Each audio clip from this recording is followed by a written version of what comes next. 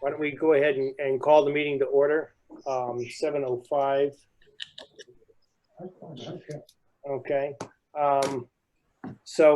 I've got 3 board members in my office, Ann, Marcus, and Howard. I've got Becky on the phone, and I've got Alan on the screen. So all 5 board members are present. You want to record. Okay, I've got a motion from Ann that we record the meeting. Is there a second to that motion? I will second it.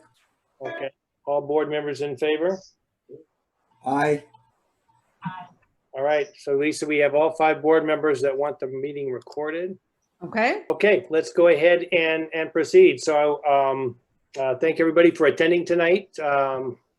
We are still adding people. We're up to a little over 50 participants right now. And I'm going to introduce Lisa. She is the attorney that the HOA has hired to facilitate the recall petition. And Lisa, I'm going to turn the meeting over to you. Thanks so much, Doug. Hi, everybody. My name's Lisa Tashian. I'm sorry you can't see me. My laptop is having some issues with my video. So just a little explanation about me. I'm the association's general counsel.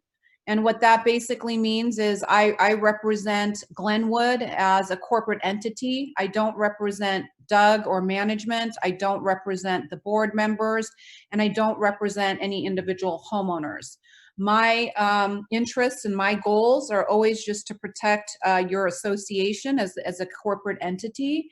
And this was actually my idea, just to facilitate a meeting after we received a petition that was signed by 5% of the members to recall the board. And the reason for this meeting was, one, hopefully all the petitioners joined. We wanted to invite them, and we did. We also opened up the meeting to all homeowners so that they can get a little bit of an understanding of what's going on with the recall.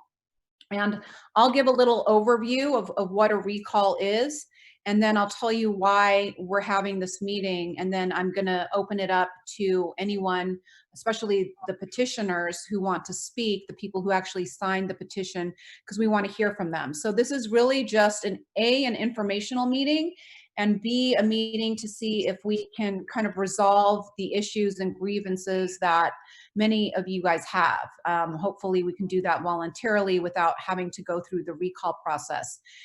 If we can't tonight, then no harm, no foul, and we're going to move forward with the petition. But we were hoping to save the association some money and a lot of headache in having this meeting and trying to talk through the issues. So the association did receive a petition to recall the board.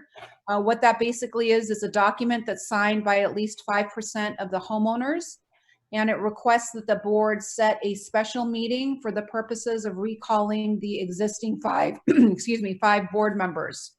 That's a right that every association has and its members have. They can recall a board at any time for absolutely no reason at all. And the corporation's code says that the petition has to be signed by 5% of the owners. In your case, it was submitted to the board and management. And what that does is it starts the ball rolling for the board. It has to then move forward and set a date for the recall meeting, which has to be at least a maximum of 90 days out. And we have to go through with the recall. And what that basically means is it would be a vote through a secret ballot to recall the existing board members from their current terms. And if that vote is affirmed by a majority of a quorum, then what that would require is then a special election. There's going to be a cost. It's no different than an election. So you're going to have a cost of hiring an outside third-party inspector of election, which will, I don't know how much that's going to cost for 185 units. It could be well over $1,000. There's going to be the cost of mailing and printing the ballots. There's going to be a cost of mailing and printing the candidate statements if the recall is successful. So you're looking at like conducting another election and then conducting another election in December. So you're going to have double the costs of your annual election this year. So what that means is if the recall is successful and a majority of a quorum vote in favor of recalling the existing board members, you would then have to hold a special election to fill those vacancies until the new election. So obviously there's a cost associated with doing that. Holding an election is expensive, especially now with the new laws. It requires you to hire an outside third-party vendor for the purposes of tabulating the votes, and mailing out the ballots is also an expense. One of the reasons we wanted to have this town hall was because you actually have an election coming up in December. So what that basically means is you would have a recall election, and then immediately following, if it's successful, you would elect the new board members, and then you would have a new election where 3 board members, their terms would also be up. So you'd basically be having to have 3 votes, all within the 4th quarter of this year.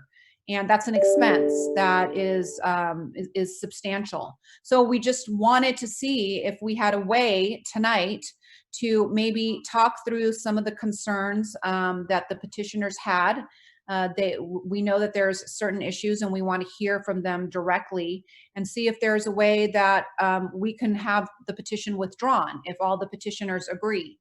Obviously, if they don't, then we will move forward with our obligations, the association's obligations to set the recall meeting. But we just wanted to give it a chance to see if we can try and resolve this without spending association funds unnecessarily. So that's really what the purpose of this meeting is. So everyone will be afforded an opportunity to talk. I think it is best if we start with the people that signed the petition.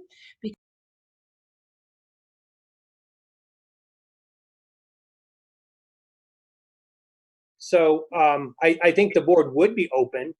Originally, the board was contemplating a loan. And at that time, it was 2.5 million. The project, when we had the bids come in, was more than that. I think there was also a lot of misunderstanding about obtaining a loan and what that would mean for the membership. I think a loan is personally, I think the loan is the way to go. And it would still require, I believe, an increase in the dues to cover the amount necessary.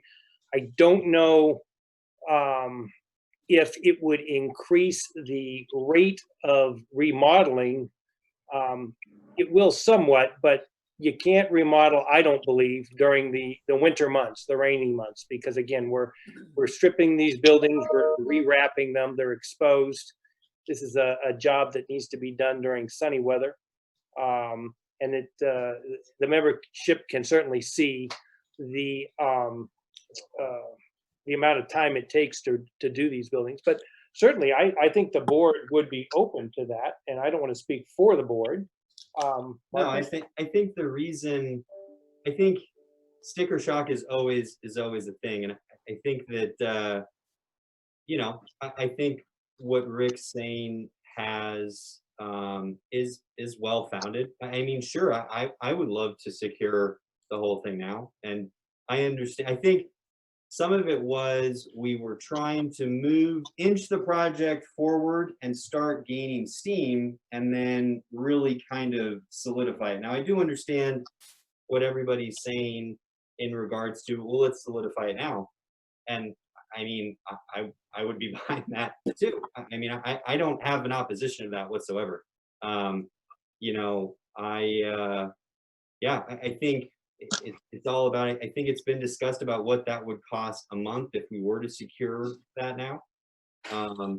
You know, and if again, it comes down to as well that, and it's come up before, that we represent the community, and that's absolutely, if the community wants to secure a loan now and is okay with what the dues go up in order to do that, I have no problem with that. I mean, I can, again, I mean, not everybody can afford things, and that came up in the last meeting. So, I mean, and if it makes it through the percentage that's necessary to do that, then again, I think that that's fine. Now, you get into the conversation of hindsight and should we have done that before? I mean, I'm pretty sure we could go on for 5 hours about that. And I think that I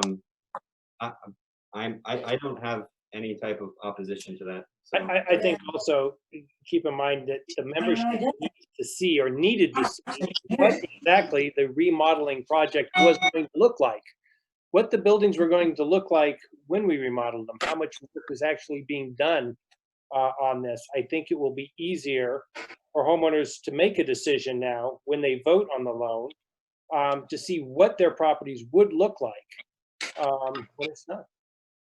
A bank will not loan you money unless you show that you have collateral to pay it back, and your collateral is the assessment. So you're going to either have to raise your assessment or you might have to levy. So I just want to make clear that when you get a bank loan, the bank will only lend you money if you have collateral, and an HOA's collateral is not the buildings. Like when you get a deed of trust on a house, it's not the property, it's the assessments that you have to pledge. So you have to show that you have enough income through assessments to pay on a monthly basis. So either your regular assessments will have to be raised, or you might have to levy a special assessment to pay back that loan. Otherwise, the bank will not lend that money to you.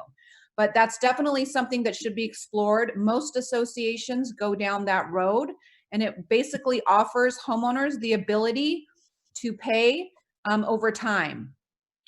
So that is one option. Obviously, the other option is what this current board was doing, which is just raising the assessments and not getting a loan. That way you forego the interest. You don't pay the interest on the loan. But if there's enough people that have an interest in obtaining a loan, then what I'm hearing, I think, from Doug and the board member who just spoke, is that is something that can be explored at this current time. Alan Volkov, board member. Question for Doug. Doug, on your projections for a loan in the future, may I ask you what interest rate you are projecting on that? I think the last time I checked, it was about 5%, but that, I think we can do better now because that was obtained about 2 years ago. Okay, and am I correct in it will be a 15-year loan, fully amortized? Yes, that was the plan. Thank you. Yeah, hi, this is Howard Emerhanian. I've been a board member, I think, for 4 years. I've sat on other boards. I've been chairman of our church. I was an executive with the government in running a large operation. So I have a lot of experience in these kinds of things. A lot of the people, I think, frankly, there's some comments which I think the board should consider, which were brought up. One of the reasons I think we did what we did because we were worried about the cost considerations. And rather than doing in the first year or trying to get a loan right away, we chose what we thought a path would have the least impact financially on the community. However, you know, if most of the people would prefer to have a loan in place at the beginning, so you know what the costs are and everything, I would not object to that, frankly. And no one on the board would. So in that sense, that's good. As far as bids are concerned, we're locked into the bid we have now. There's no reason why we can't go get other bids for phase 2, phase 3, and phase 4. I would hope we'd have some consistency in that, but that's altogether possible. As far as another thing which is brought up, which I think has merit, is that if WC is overloaded, then perhaps we should look to get another contractor to handle everyday kinds of things as opposed to refurbishing the place. So, you know, I think and in all fairness, there's some good suggestions here today. I'm sure the board will consider it. The board is not locked into anything except what we've contracted for. Now, if you want to try and get out of a contract, good luck, because that can get very costly.